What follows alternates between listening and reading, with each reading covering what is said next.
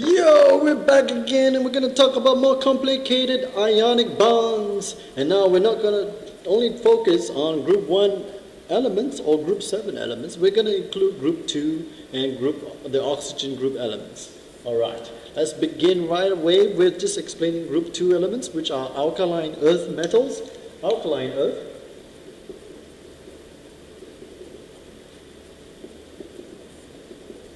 and the oxygen group, which really doesn't have a real official name to it, so whatever.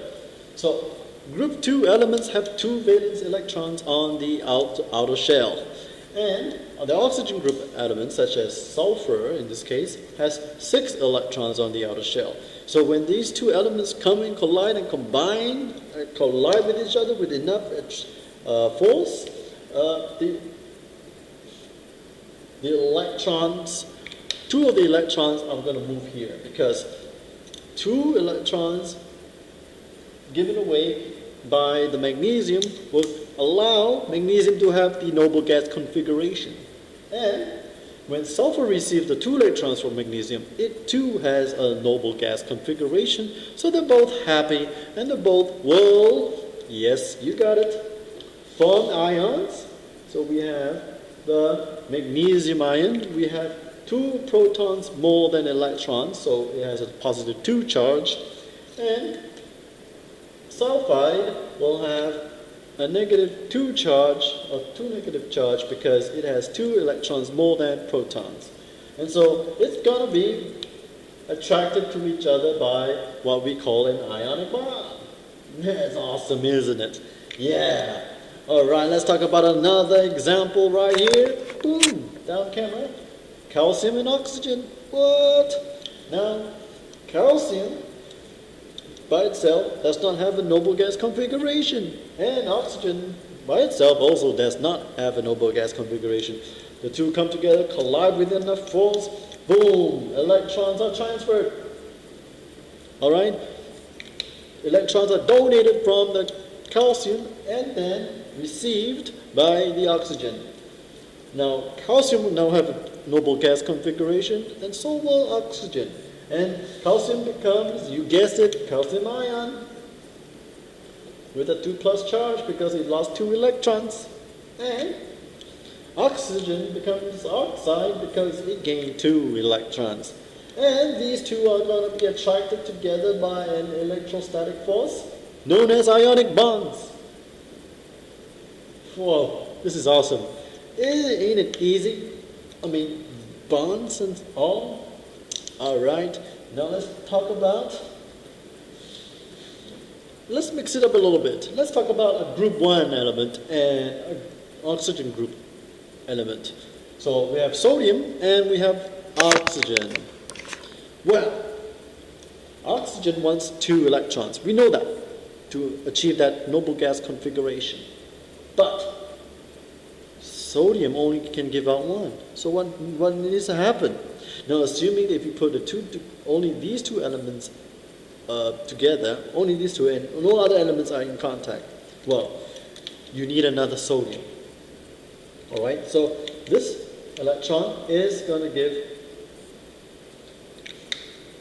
its electron to oxygen.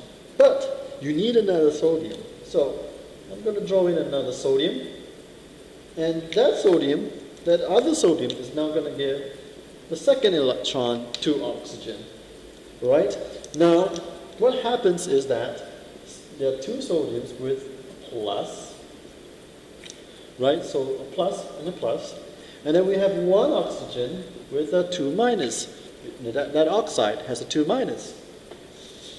When they come together, they are going to kind of arrange themselves in an order, right, where you have a plus and you have another plus. I'm just doing this like that, but in actual fact I should write this one first, and this one, and this one, but I'm trying to save time here. And so you have attractive forces between 1 sodium and that oxide, and then another sodium with the same oxide. Oh, nice. So why is that? Well, because it takes 2 cations plus 1 charged cations to balance or cancel out the charges of the negative 2.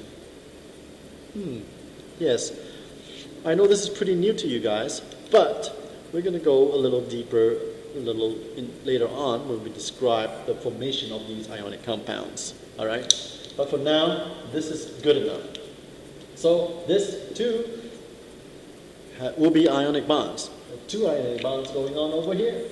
So what about magnesium and chlorine? Well, chlorine just really wants to accept 1 electron, so it's going to take that electron. And there's another electron left on magnesium. What gives? So what's going to happen? Well, you need another chlorine to be somewhere around. You need another chlorine to be somewhere around. All right? And it also has 7 electrons. No noble gas configuration. It has to receive electrons from someone. And so happens that that magnesium that has that 1 electron left can now get that. Fantastic!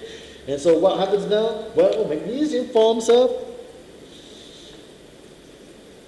positive 2 cation, right? Plus 2 cation, and chlorine, there's 2 of them, like that. And so you technically would like to arrange it nicely.